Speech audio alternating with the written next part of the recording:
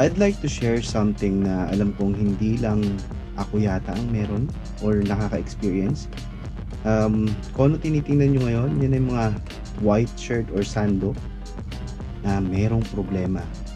Naninilaw na armpits or yellow armpits. Hindi naman ibig sabihin nito mabantot or what, pero that's a reaction of your perspiration and your deodorant, or minsan mas sobrang dami mong nilagay na deo. Eventually magda-dry out siya and it will look like that. Let's go here. Yan, naninilaw ang yellow, ang white shirt. Yan, same goes with this. Medyo mukha siyang dirty, pero gagawa natin ng paraan yan. Okay, so ayan, and maniwala kayo sa hindi, kailangan lang natin ng tatlong bagay na sobrang kailangan lang talaga para magawa ng paraan yung mga ganitong shirt. So yan, so yellowish siya, so wala rin filter tong camera, flat color, so that makikita nyo talaga kung ano yung kulay. Hindi ko rin siya i-edit sa Premiere para makita nyo. Okay, so see ya. Alright, so nasa banyo na tayo. Kita nyo naman yung yellowish, sobrang yellow na nito. That goes the same with this shirt. Sa armpit area lang naman talaga meron yan, medyo yellow na siya. So ano-ano mga kakailanganan natin? Kailangan natin ng baking soda.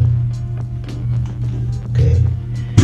Kailangan natin ng hydrogen peroxide or agua oxinada. Okay. And hindi ginagamit na toothbrush, lumang toothbrush. So what you need to do first is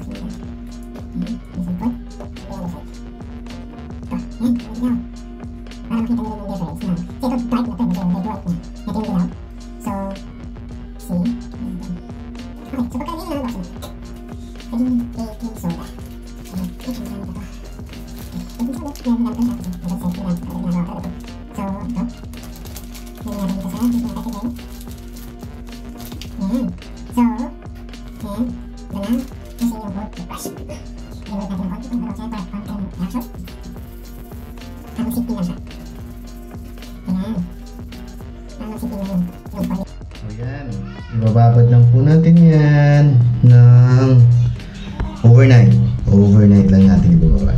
So see ya. Okay, it's been 24 hours. Hindi pa naman, overnight lang. So tingnan natin, medyo yellowish pa rin konti, pero feeling ko malayo dun sa last time. Tingnan natin, lalabhan na natin using this is normal detergent. Kung anong meron kayo, shoutout sir. Okay, let's do this. Balikan ko kayo pagtapos na.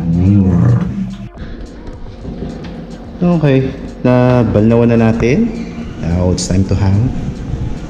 Dahil wala ngang tawag dito, walang laundry, kailangan sa tayo mismo ang maglaba. Kumbaga parang normal na laba. Let's see the difference kung nawala yung dilaw sa kilikili. Punta tayo sa parking. Doon ako nagsasampay. Uy, mainit pa. Hi sa 370Z ng tropa. Well, of course, ito din yung auto natin. Ooh. Uy, sala na sa araw.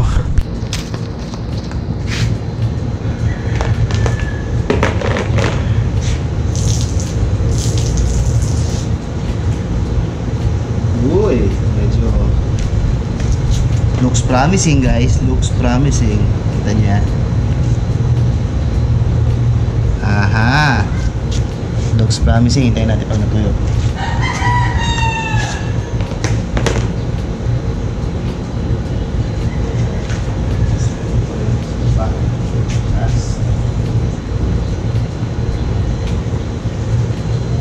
Ito, hindi talaga siya masyadong white.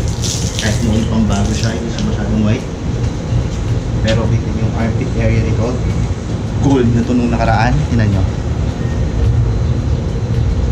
See? See the difference?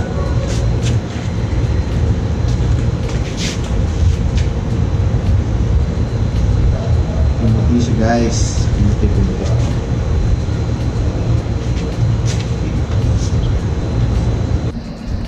Yan. Dilaw yan. Actually brown na nga yan, di ba? Kung naalala nyo, brown na yan. Same goes with this one. Brown na to, guys. Pero ngayon, ewan ko na lang kung hindi pa kayo maputihan dyan. Sabi ko sa inyo kahapon, tandaan nyo yung red na mark. Kita nyo, anong kulay na? See?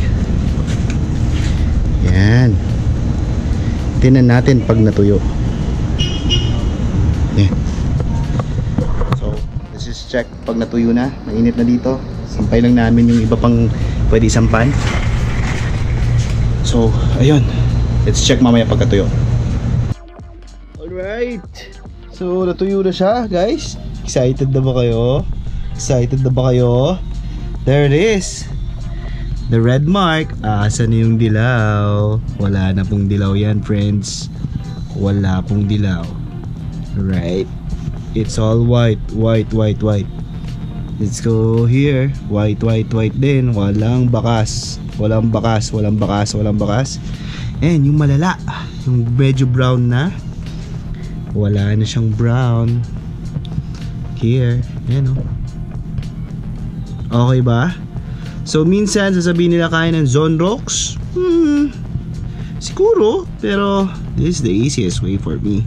Hindi yata kakayanin ng zone rocks yung ganun kadilaw na kanina. Kasi hindi yata nagre-react yung zone rocks sa most of the time sa mga deodorant. So again, guys, if you learned something, hit like, share, and subscribe naman kayo. Marami pa to. At least hindi na kayo bibili ng shirt na bago. Alright, maraming salamat.